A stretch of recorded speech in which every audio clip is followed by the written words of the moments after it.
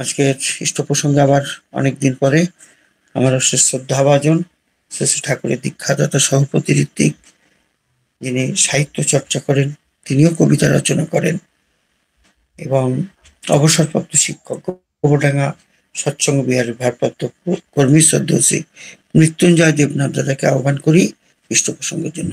দাদা জয় গুরু। জয় গুরু। জয় গুরু।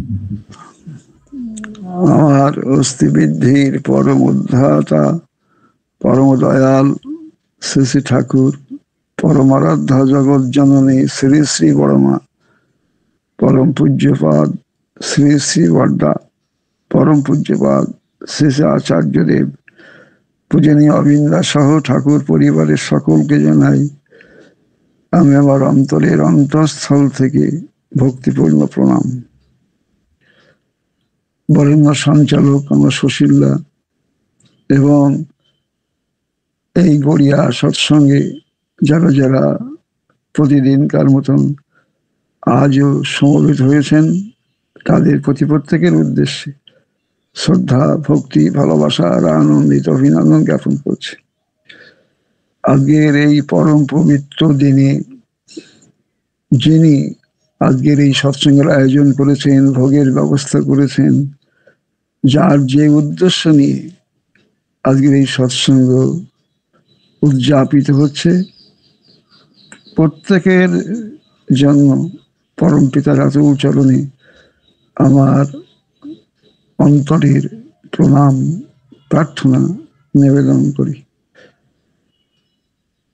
এই মাত্র আমাদের সুশীলদার মুখে শুনলাম, একমাত্র সর্বজন শ্রদ্ধ কথাটা আমরা বিশেষ ব্যক্তির ক্ষেত্রে ব্যবহার করি।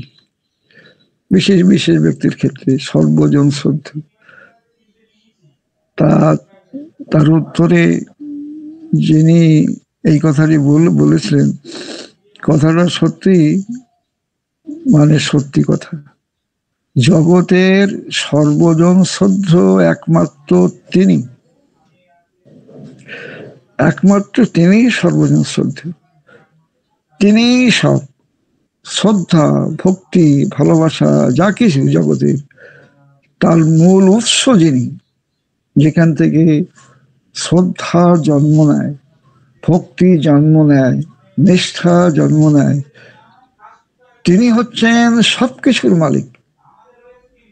তাই তিনি একজন সর্বজন শ্রদ্ধ, তিনি চির প্রণম্য, চির উপাস্য।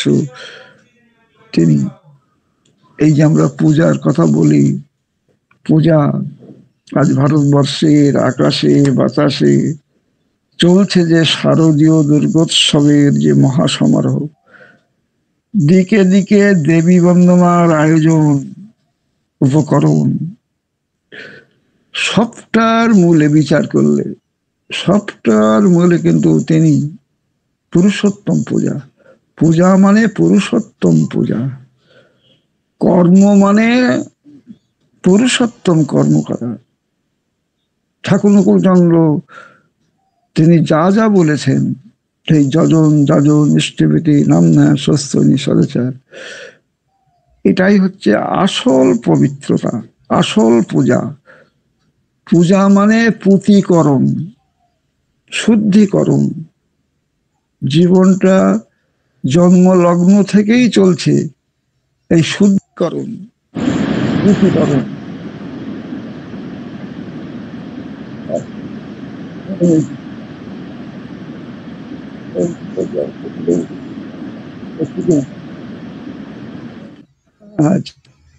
এই পুতিকরণ আমাদের জীবনে চলছে। আমরা পবিত্র হব, আমরা খাঁটি হব, আমরা সুন্দর হব। আর দেবী কথাটা এসেছেও দীপ ধাতু থেকে। দীপ মানে দীপ্তিমান সত্তার যিনি অধিকারিণী, তিনি দেবী। তিনি আসেন এই মর্তের মুখের অন্ধকারচ্ছন্ন মানুষ আমরা, তাদের তিনি আলোকিত সত্তার তিনি উপস্থাপনা তিনি করেন। তার প্রভাবে আমরা আলোকিত হই। অনালোকিত আত্মা সেই আলোকিত সত্তার প্রভাবে আলোকিত হয়ে ওঠা। তিনি মাতৃরূপে আসেন। মা মানে পরিমাপনী শক্তি, পাওয়ার অফ মেজারমেন্ট। এই পাওয়ার অফ মেজারমেন্ট যার মধ্যে যত বেশি, তার মধ্যে সেই মাতৃত্বের যে শক্তি ততখানি বেশি। তিনি মেপে দেন, তিনি দুনিয়াকে মেপে দেন, সন্তানকে মেপে দেন, জগৎকে মেপে দেন। এই যে তার যে টান, ভালোবাসা, মায়ের যে টান, তার স্বামীর প্রতি যে টান, এই টান যত বেশি, তীর যেমন তত বেশি দূরে যায়। ধনুকের তীর আমি যত বেশি জোরে টানবো, ধনুকের তীরটা তত বেশি দূরে যাবে। তাই স্বামীর প্রতি মায়ের টান যত বেশি, তত সন্তানের রেঞ্জ অফ লাইফ তত বেশি দূরে যাবে। তাই মূল হলো টান, গুরুর প্রতি টান, ইষ্টের প্রতি টান, সের প্রতি টান। এই টান সৃষ্টির জন্যই এই যে পূজা টুজা যা কিছু করি না, এই টান সৃষ্টি, এই ভক্তি শ্রদ্ধার চাষ তৈরি করা। এই যে পূজার মধ্যে যে সামাজিক তাৎপর্য আছে, এই যে বিভিন্ন মানুষের মিলন, এই যে অপরিচিতের সাথে অপরিচিতের যে মিলন, এই যে আত্মীয় স্বজনের এই যে মহামিলন, এই যে পারস্পরিক প্রীতির সম্পর্ক, পূজার তাৎপর্যই কিন্তু মেন তাই।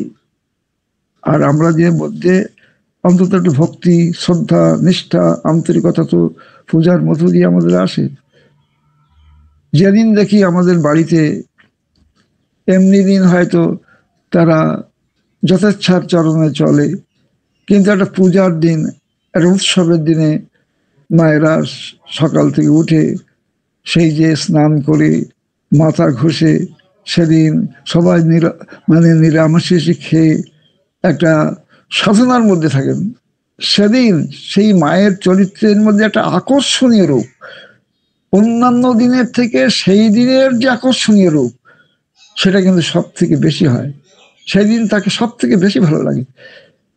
একটা দিনে তার এই পালনের মধ্য দিয়ে, উপবাসব্রত পালনের মধ্য দিয়ে যেটা দেখি, তো এটা যদি আমরা জীবনের প্রতিদিন করতে পারি, জীবনটা যদি আমার পূজা হয়ে ওঠে, তাহলে আমাদের জীবনটা কত সুন্দর, কত সার্থক কিন্তু হয়ে উঠতে পারে।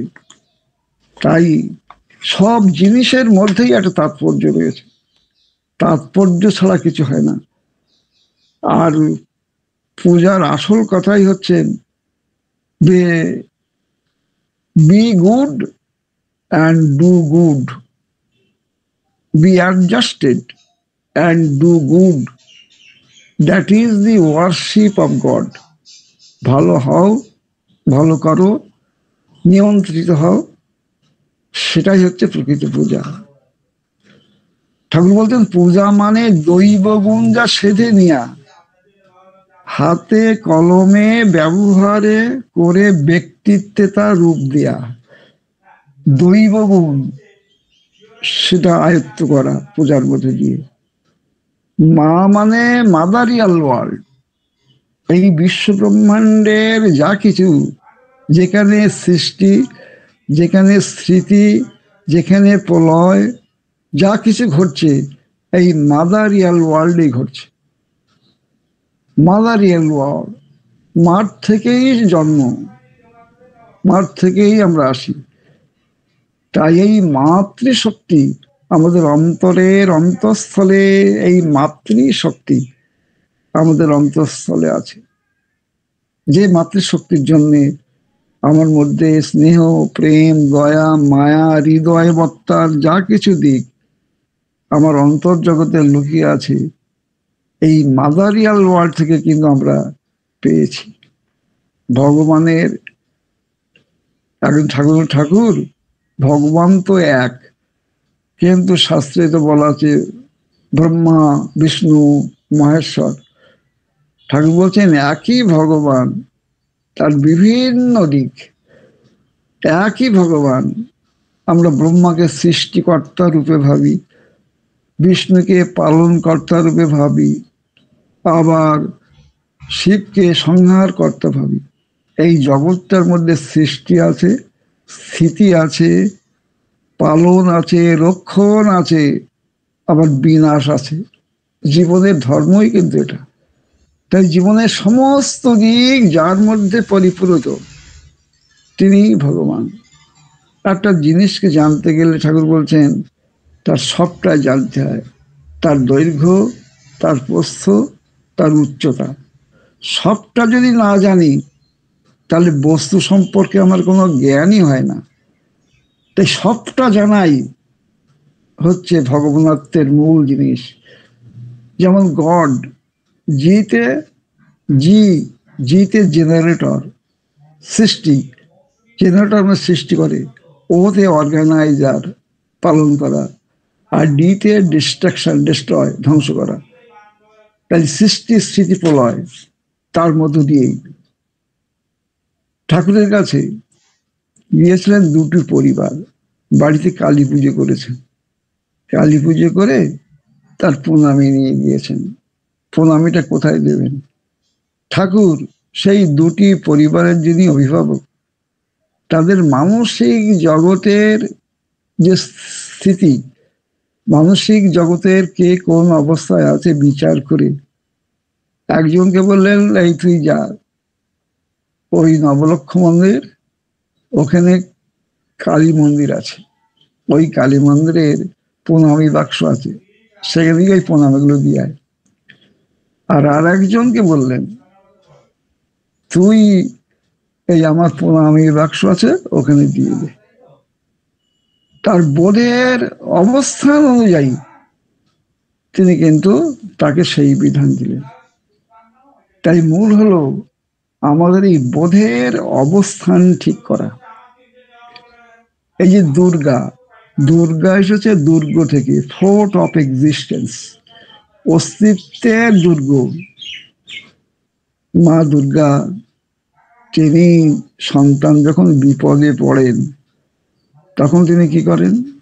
তিনি তার সমস্ত শক্তি, তার 10টা তো দিক, তার 10টা দিকের সমস্ত শক্তি উজাড় করে দিয়ে সন্তানকে রক্ষা করেন, দুর্গের মধ্যে রাখেন। দুর্গ তো সব থেকে নিরাপদ স্থান সৈনিকদের পক্ষে। তিনি রক্ষা করেন, তিনি বাঁচান। ঠাকুর বলেন তিনি শুধু পূজার বেদিতে দশভুজা নন, ঘরে ঘরে দ্বিভুজা রমণী, ঘরে ঘরে দ্বিভুজা রমণী হয়ে তিনি কিন্তু অধিষ্ঠিতা। তিনি তার 2 হাত দিয়ে 10 হাতের কাজ করেন। তাই তিনি দ্বিভুজা হয়েও তিনি দশভুজা। তিনি মহিষমর্দিনী।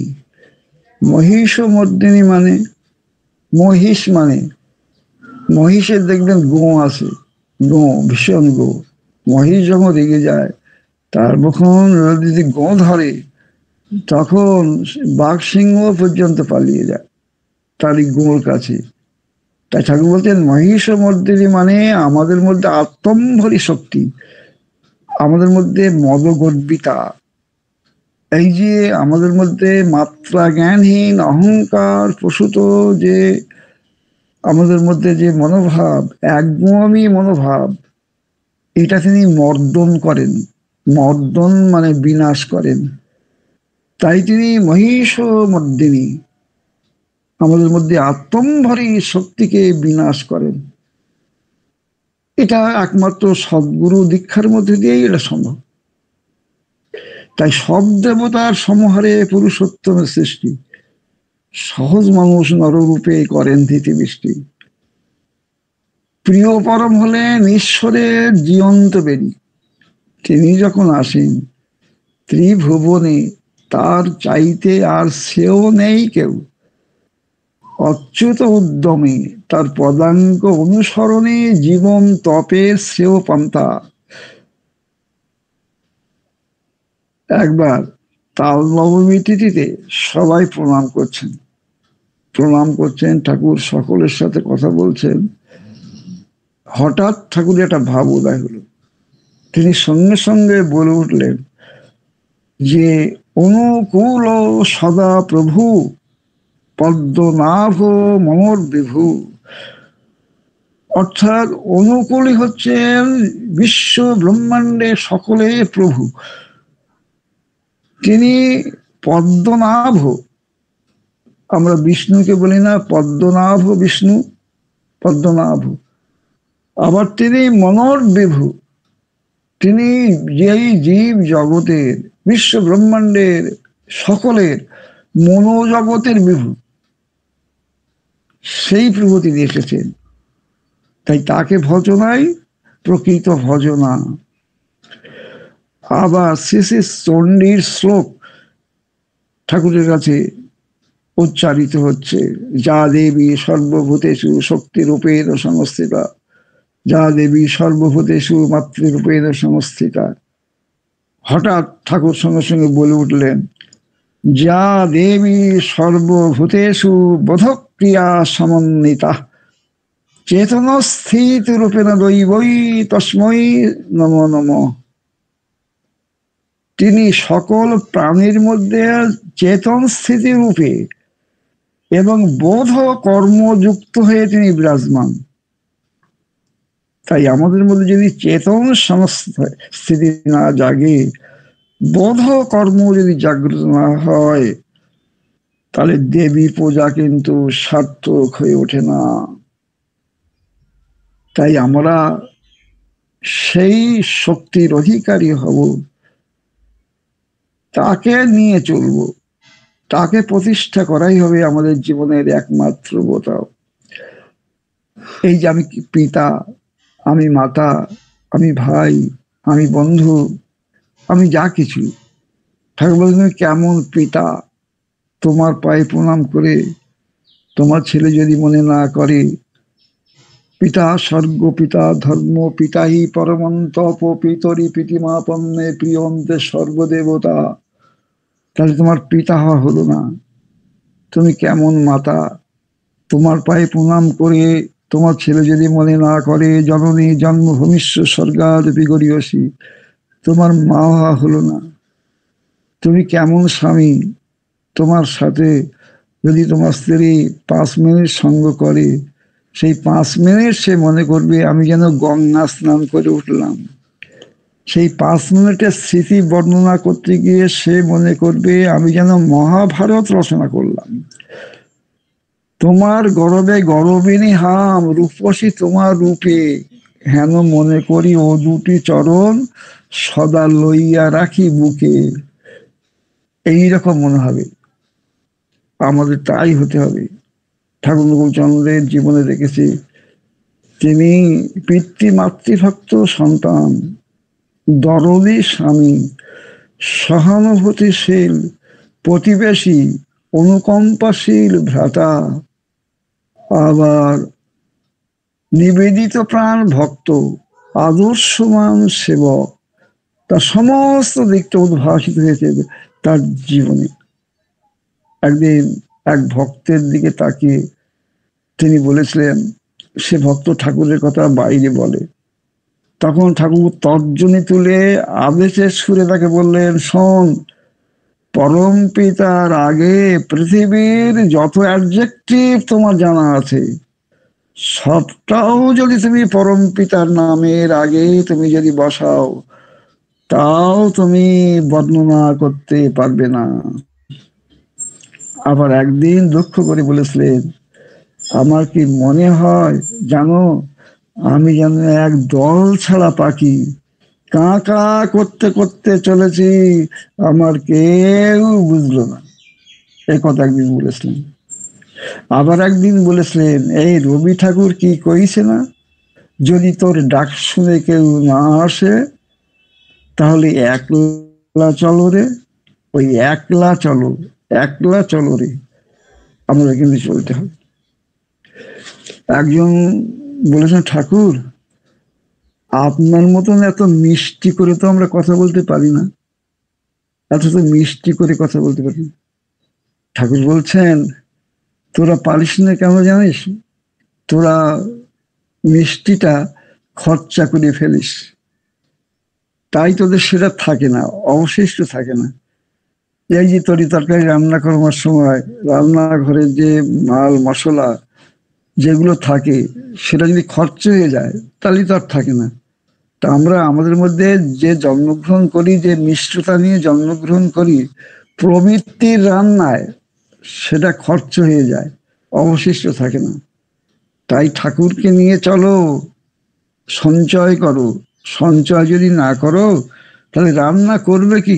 মশলা তো খরচ হয়ে গিয়েছে।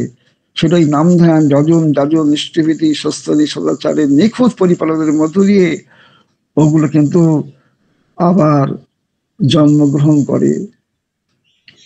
ঠাকুরের একজন ভক্ত, সেই পূর্ব আমলের ভক্ত বঙ্কিম দাস বলে একজন ভক্ত, তিনি থাকতেন পাবনা আশ্রমে। তিনি বহুদিন ধরে আছেন। তার মনের মধ্যে একটা হাহাকার, একটা যন্ত্রণা, একটা দুঃখ যে ঠাকুর সবাইকে বিভিন্ন দায়িত্ব দেন, একে দায়িত্ব দেন, ওকে দায়িত্ব দেন, তারা দায়িত্ব পরিপালন করে, তাদের কি অপরিসীম আনন্দ দায়িত্ব পরিপালন করার পরে। কিন্তু তিনি দীর্ঘদিন ধরে আছেন, তাকে তিনি কোনো দায়িত্ব দেন না। তিনি আসেন, ঠাকুরের সঙ্গ করেন, আবার ওই আনন্দবাজারে প্রসাদ পান। এইভাবে তার দিনের পর দিন কেটে যাচ্ছে। মনের জগতে প্রচন্ড দুঃখ। একদিন তার এই দুঃখ এমন আকার ধারণ করলো, তিনি মনে করলেন আমার মতন অযোগ্য বুঝি আর কেউ নেই, আমার মতন দুর্ভাগা কেউ নেই, এই জীবন বাঁচার কোনো দাম নেই, মৃত্যু বরণ করাই শ্রেয়। এই জাতীয় ভাবনা সেদিন তার মনের মধ্যে এমন তোলপাড় করছে, তিনি ঠাকুরের কাছে বসে আছেন। যে মুহূর্তে তার মনের মধ্যে এই জাতীয় ভাবনা যে আমার এই জীবনে বেঁচে থাকার কোনো দাম নেই, মানে অন্তরের আকুলতা, অন্তরের আকুলতার সমুদ্র গর্জে না উঠলে তার দয়া, তার দৃষ্টি নিক্ষেপ সেদিন হয় না। এই যে মুহূর্তে ওই মনোভাবনা তার মনে জাগলো, সঙ্গে সঙ্গে ঠাকুর তার দিকে ফিরে তাকালেন, সেই বঙ্কিমদার দিকে ফিরে তাকালেন অপলক দৃষ্টিতে। তিনি মৃদু মৃদু হাসছেন, তার মুখের দিকে তাকাচ্ছেন। সঙ্গে সঙ্গে অন্যান্য ভক্তরা মনে করলো এই যে তার দিকে অপলক দৃষ্টিতে তাকিয়ে আছেন, মানে তার সন্ধিক্ষণ এসে গিয়েছে, তার সেই শুভ লগ্ন এসে গিয়েছে, এইবার বুঝি তার সময় এসেছে। এইবার ঠাকুর কথা বলতে বলতে এই চল উঠি বলে উঠে দাঁড়িয়ে আর ইশারা করলেন ওই বঙ্কিমদাকে যে ঠাকুরের সাথে মানে চলার জন্য ইশারা করলেন। ঠাকুর হেঁটে চলেছেন, ভক্তবৃন্দ হেঁটে চলেছেন এবং পিছনে বঙ্কিমদাও তিনি চলছেন। এই চলতে চলতে দেখেন একটা জায়গায় ওই একজন ব্যক্তি, ঠাকুরের একজন ভক্ত, হরেন ভদ্র বলে একজন ভক্ত, পাবনা আমলের সেই ভক্ত, যদিও তার দুর্ঘটনায় মৃত্যু ঘটেছিল, কারণ অন্য ব্যাপার আছে। যাই হোক, তিনি একটা সাইকেল নিয়ে রাস্তার ধারে দাঁড়িয়ে আছেন, আস্তে আস্তে দাঁড়িয়ে গেছেন। বলে কি রে তুই এখানে দাঁড়িয়ে আছিস কেন? বলে লাগিয়ে আস্তে আস্তে সাইকেল নিয়ে আসছিলাম, হঠাৎ মানে একটা গরু এসে লাফিয়ে পড়ে আমার এই সাইকেলের উপরে। এই লাফিয়ে পড়ার ফলে সাইকেলটা রিং, সামনের চাকা রিং কুঁকড়ে গেছে, আর চালিয়ে নিয়ে যাওয়া যাচ্ছে না, ঠেলে ঠেলে নিয়ে যাচ্ছি, তা খুব কষ্ট হচ্ছে বলে আমি কিন্তু দাঁড়িয়ে আছি। ঠাকুর বলে শালা তোর যাত্রাটাই খারাপ, তোর আর যেতে হবে না, চল আমার সাথেই চল, বলে তাকে হাত ধরে টেনে বলে চল। এই বলে তিনি যাত্রা শুরু করলেন। আর সঙ্গে সঙ্গে একটু দাঁড়িয়ে পিছন দিকে তাকিয়ে সেই বঙ্কিমদার দিকে তাকিয়ে বললেন এই একটা কাজ কর, এই সাইকেলটা তুই নিয়ে গিয়ে তুই আশ্রমে গিয়ে রেখে দিয়ে আয়। এইবার বলে ঠাকুর সামনের দিকে এগিয়ে গেলেন হরেন ভদ্রকে নিয়ে, সমস্ত ভক্তবৃন্দ নিয়ে। এইবার বঙ্কিম দাস তিনি সাইকেলের কাছে গিয়ে দেখলেন তাই তো, কি তো সমস্যার ব্যাপার, এই সাইকেল কি করে নিয়ে যাবেন? এই সাইকেল তো ঠেলে নিয়ে যাওয়া যাবে না, কারণ রিং গুলো সব দুমড়ে গেছে, তাহলে সাইকেল তো নিয়ে যাবে। তাহলে সাইকেল নিয়ে যেতে গেলে ঘাড়ে করে নিয়ে যেতে হবে, এই লোকজনের মধ্যে ঘাড়ে করে কি করে নিয়ে যাব, এই চিন্তা করছেন। একটু সংশয়ের দোলায় দুদুল্যমান, একটা সংকোচ বিহূলতে কাজ করছে। এই করতে করতে 2-1 মিনিট দেরি হয়ে গেছে। ভাবতে ভাবতে যে মুহূর্তে দেরি হয়ে গেছে সেই মুহূর্তে দেখা গেল ভুবন বিশ্বাস বলে একটা ভক্ত, সে কোথা থেকে সে চিলের মতো ছুটে এসে সেই সাইকেল ঘাড়ে করে নিয়ে সোজা আশ্রম দিকে চলে গেল। এইবার তিনি মানে স্তব্ধবাক, তিনি কিং কর্তব্য বিমূঢ় সেখানে দাঁড়িয়ে আছেন। এ কি হলো? এতদিন পরে তিনি দয়া করে আমাকে একটা কাজের দায়িত্ব দিলেন, আর আমি সেটা করতে পারলাম না। আমার করার আগেই আর একজন করলো। তাই তিনি চিন্তা করছেন, আমার মতন দুর্ভাগা আর কেউ নেই। আমি এত আগ্রহ নিয়ে, আমি এত দিন পরে এই সুবর্ণ সুযোগ পেলাম, সেটাও আমি পালন করতে পারলাম না। তাই প্রকৃত তার সেবা করতে গেলে আমাদের মধ্যে যদি অষ্টপাশ থাকে, ঘৃণা, লজ্জা, এইগুলো যদি থাকে, অষ্টপাশ মুক্ত না হলে তার সেবা করার অধিকার জন্মায় না। তাই আমরা সারা জীবন এই অষ্টপাশের থেকে, প্রবৃত্তির আচ্ছন্নতা থেকে মুক্ত হওয়ার জন্য কিন্তু আমরা তার জগতে এসেছি। আমাদের জীবনটা সুন্দর করতে হবে। যেমন ফোনের মধ্যে অনেক কিছুই থাকে, স্মার্টফোনের মধ্যে সেখানে রেডিওর ফাংশন থাকে, সেখানে টিভির ফাংশন থাকে, ফটোগ্রাফের ফাংশন থাকে। কিন্তু তাতে যদি চার্জ দেয়া না হয়, যদি চার্জ না থাকে, যদি মানে সিম কার্ড ভরানো না থাকে, তাহলে কিন্তু ফোন কাজ করবে না। আমার এই দেহরূপ যে যন্ত্র তিনি দিয়েছেন, এতে যদি নিষ্ঠা, ভক্তি, দীক্ষা, আন্তরিকতা, শ্রদ্ধা যদি আমার মধ্যে তার সিম কার্ড যদি ভরানো হয়, তাহলে কিন্তু এই জীবনটা কিন্তু চলবে না। আজকে পরম দয়াল এসেছেন, আজকে আচার্যদেব একটা কথা বলছিলেন। কথাটা হলো এই যে একটা নদীর তীরে একজন স্নান করতে নেমেছে নদীতে, আর সেই নদীর তীরে একজন লোক দাঁড়িয়ে আছে। সেই লোকটা সাঁতার জানতো না, এবার স্নান করতে গিয়ে ডুবে যাচ্ছে। তখন সে দেখে নদীর তীরে একটা লোক দাঁড়িয়ে আছে। সে চিৎকার করে বলছে, আমাকে বাঁচাও, আমাকে বাঁচাও, আমাকে বাঁচাও। তখন সেই তীরে দাঁড়ানো লোকটা বলছে, তা তুমি স্নান করতে গিয়েছো এই খরস্রোতা নদীতে, তুমি সাঁতার জানো না? সাঁতার না জেনে তুমি নদীতে স্নান করতে গেলে কেন? এটা তোমার ঠিক না, এটা তোমার অন্যায়। সাঁতার জানলে তারপরে তুমি স্নান করতে যাবে। তখন সেই ডুবন্ত লোকটা বলছে, ওগো দাদা, তোমার বক্তৃতা পরে শুনবো দাদা, আগে তুমি আমাকে বাঁচাও, পরে বক্তৃতা শুনবো। তাই আগে হচ্ছে বাঁচানো, মানুষকে বাঁচানো। আজকে ডিলে ইজ ডেঞ্জারাস। যত ডিলে করব তত কিন্তু ক্ষতি হবে। Delay, whatever you have to do in time, otherwise it will go to the dustbin. যা করার তা এক্ষুনি করো। সাধবি যা তুই সাধলি না, তুই যাচ্ছে জীবন বয়ে, উন্নতি তোর অবশ হলো জনম মরণ সয়ে। তাই যা সাধার তাই এক্ষুনি সাধ্য হবে, এই মুহূর্তে সাধ্য হবে, দেরি করলে হবে না। কাল যা করার তা করো আজ, আজ যা করার তা করো এখন। পলকে প্রলয় হলে শুভ কাজ করবে কখন? পলকে প্রলয় হয়ে যেতে পারে, শুভ কাজ করার অবসর পাবো না। তাই এই মুহূর্তে করতে হবে, তার ইচ্ছা পরিপূরণ করতে হবে, তাহলে কিন্তু জীবন সার্থক হবে। আজকে আমরা আত্মীয় বলি, কে আমার প্রকৃত আত্মীয়? আত্মার সাথে আত্মার যদি মিলন না ঘটে, তাহলে প্রকৃত আত্মীয়তা হয় না। সেই পরমাত্মার দিকে যিনি আমাকে নিয়ে যান, পরমাত্মার সন্ধান যিনি দেন, পরম পিতার দিকে আমাকে সাহায্য করেন, সেই হচ্ছে আমার প্রকৃত আত্মীয়। তা না হলে সে আত্মীয় না, সে আততায়ী। আজকে আচার্যদেব বলছেন যে আমাদের সব কিছু নিয়ে, আমাদের নিষ্ঠা, ভক্তি, আন্তরিকতা নিয়ে জীবনের শেষ দিন পর্যন্ত যদি তার পথে চলতে পারি, তাহলে কিন্তু আমি পালোয়ান। আর যদি না চলতে পারি, তাহলে সেটা হবে আমার পলায়ন। তাই আমি পালোয়ান হব না পলায়ন করব? আমি সঠিক পথে চলবো না ধ্বংসের পথে চলবো? দুটো পথ, একটা বাঁচার পথ, একটা মরণের পথ, একটা জীবনের পথ, একটা অমৃতের পথ, একটা ধ্বংসের পথ। আমি কোন দিকে যাব? আজকে তাই তার কথা মেনে চলতে হবে। একজন ঠাকুরকে বলছেন, ঠাকুর যে তিনি তো চিরদিন থাকেন না, তা তিনি যখন থাকেন না তখন আমরা কেমন ভাবে চলবো? এই বিশাল সংগঠন, এই লক্ষ লক্ষ মানুষ কিভাবে চলবে? তখন একজন সেখানে ছিলেন, তিনি বললেন, তখনও ঠাকুর থাকবেন, তিনি অন্তরিক্ষ থেকে আমাদের দিয়ে সৎ কাজ করিয়ে নেবেন।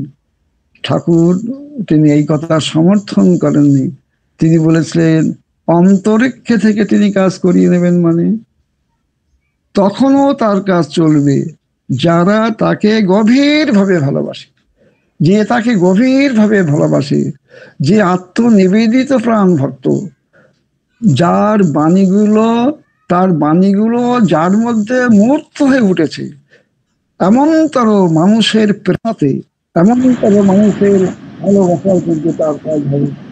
তাই সেই মানুষ যাদের পরম্পরা চিন্তা করছে, আজ আমাদের দিনের সার্থক তাকে নিয়ে দেখতে পারবে, আমাদের জাতীয় কল্যাণকে ধন্যভাবে সার্থক। যাই যদি আমি তোকে শেষ করছি, আমাকে একজন বারবার ফোন করতে বিশেষ দরকার মনে হয়, তাই আমি শেষ করছি। যাই হোক, যাই হোক। জয় গুরু। হ্যাঁ, বারবার ফোন আসছে, দুবার হলো, বুঝতে পারলাম যখন কথাটা একটু আবছাপছা মনে হয়ে অন্য যায়। জায়গায় সৎসঙ্গ করবার জন্য আলোচনা করবার জন্য ডাকছে মনে হচ্ছে, আগে সুখে। আচ্ছা, যাই রে। আপনি ভালো আচ্ছা, থাকবেন, হ্যাঁ আমার যাই, অন্তর্নিহিত শুদ্ধ প্রণাম নেবেন, হ্যাঁ পরিবারের যাই, সবার মঙ্গল কামনা করি। জয় গুরু। হ্যাঁ আপনি যাই। ফোন করে নেন, কথা বলে। আমরা শুনছিলাম আমার অশেষ শ্রদ্ধাভাজন শেষ ঠাকুরের দীক্ষাদাতা সহপতি ঋত্বিক, তিনি এই গোবরডাঙ্গা সৎসঙ্গ বিহারের দায়িত্বপ্রাপ্ত কর্মী, ভক্ত মানুষ, এবং কবিতা রচনা করেন, সাহিত্য রচনা করেন। তার অনেক গুণ আছে। একটা মানুষের ভিতরে অনেক গুণ থাকে, সেই গুণগুলো চালিয়ে যায় যখন গুণান্বিত পরম পুরুষ তার সান্নিধ্যে আমরা আছি। আমরা এই ছোটবেলা, এখন তো কাঠে রান্না হয় না, আর ঝামার প্রয়োজন হয় না। এই পাড়ায় পাড়ায় পাঁজা তৈরি হতো, ইটের পাঁজা, তার মধ্যে ঝামা ইট থাকতো, পুরো একদম কালো হয়ে যেত। আমরা ওই ঝামা কুড়িয়ে নিতাম, মা বলতেন যে একটা ঝামা নিয়ে আয়। ওই ঝামাটা মাঝে কি সুন্দর 3 কোণা 4 কোণা হয়ে যেত, একটা প্লেন হয়ে যেত। ওই কড়াইগুলো মাঝে, তখন তো লোহার কড়াই বেশি ব্যবহার হতো। তো আমাদের জীবনটাও তাই, ওরকম ঝামার মতো আছে, কিন্তু গুণ সবকিছু আছে। গুণটা তখন গুণান্বিত হয় যখন তেমনতর কারোর সান্নিধ্যে আসি। আমি এই কথা বলার শক্তি আমার মধ্যে ছিল, বলতে পারতাম না, কারণ কারোর সংস্পর্শে আসিনি। আমার ভিতরে সঙ্গীত ছিল, প্রকাশ করতে পারিনি, কারণ কারোর সান্নিধ্যে আসিনি। যখন তার সান্নিধ্যে আসি, তখন আমাদের এই গুণগুলো আস্তে আস্তে প্রকাশ পায়। তাই তিনি বলেন, ওই লতা যেমন বৃক্ষ ধরে বেড়ে ওঠে পাকে পাকে, লোকগুলিও তেমনি ভাবে পৃষ্ঠ ধরে বাড়তে থাকে। পৃষ্ঠ তিনি, যিনি পরিপূর্ণ করেন আমাদেরকে, পরিপুষ্ট করেন। পুষ্ট একদম, মানে একটা ফল যখন পুষ্ট হয় তাকে দেখতে সুন্দর, তার স্বাদ সমস্ত, তার গুণ সব সুন্দর হয়। তাই আমরাও পরিপুষ্ট হই তখন যখন পৃষ্ঠের ওই ধরে আমরা আস্তে আস্তে বেড়ে উঠি। আর এই বাড়তে গেলে যেটা আমাদের সর্বাগ্রে দরকার, সেটা হচ্ছে গুরুর আদেশ পালন। তিনি যা বলেন তা বিনা ওজরে, বিনা আপত্তিতে, বরং পরমানন্দে সেটাকে পালন করা। আর আমার ব্যক্তিগত উপলব্ধি আমি দেখেছি, আমরা চেষ্টা করি মাত্র, করিয়ে নেন তিনি দয়া করে। এটা আমার ব্যক্তিগত উপলব্ধি। আমি দেখলাম যে যে কাজগুলো আমি করি, সত্যি এই কাজ একসময় ভয় পেতাম, কিন্তু এখন অনায়াসে হয়ে যায়। কি করে হয়? সেই আমি, এই আমি, তাহলে হয় কি করে? ওই যে তিনি দয়া করে করান। তাই আমি নিত্য বলি, হে প্রভু, আমি জানি না আমার কিসে মঙ্গল, তুমি জানো। তোমার মঙ্গল ইচ্ছাই আমার মধ্যে পূর্ণ হোক। আমার নিজের ইচ্ছা বলে যেন কিছু না থাকে, আর আমি যেন সব অবস্থায় রাজি থাকি। আবার এই সৎসঙ্গ শুরু করার আগে বলি যে আমি তোমার সৎসঙ্গ শুরু করতে যাচ্ছি, তুমি যদি দয়া করে করিয়ে নাও তাহলে আমি করতে পারি। আবার শেষ করে বলি, তুমি দয়া করে করিয়ে নিয়েছো, তাই হয়েছে।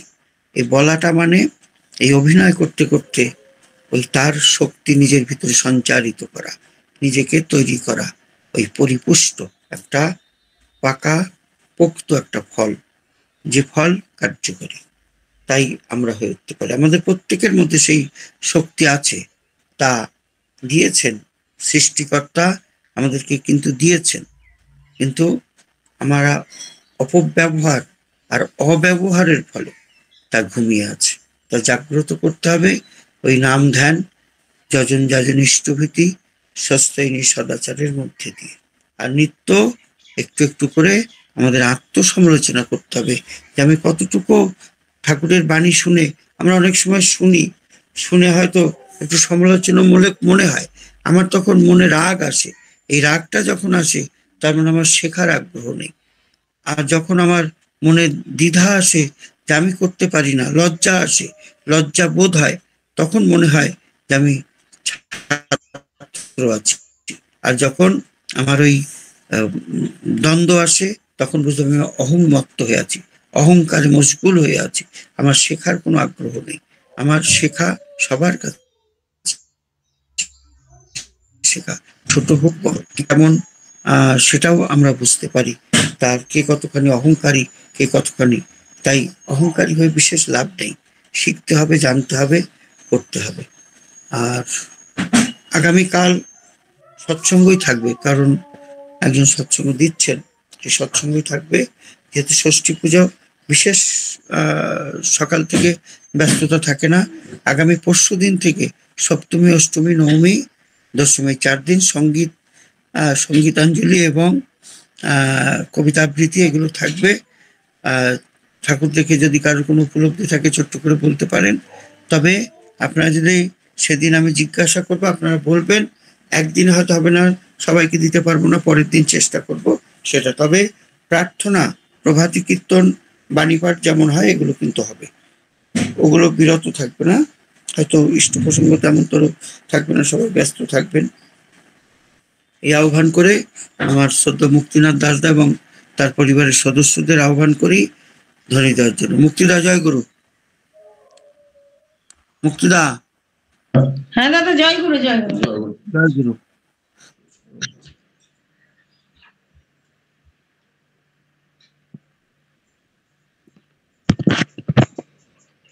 ওটা থাকুক না।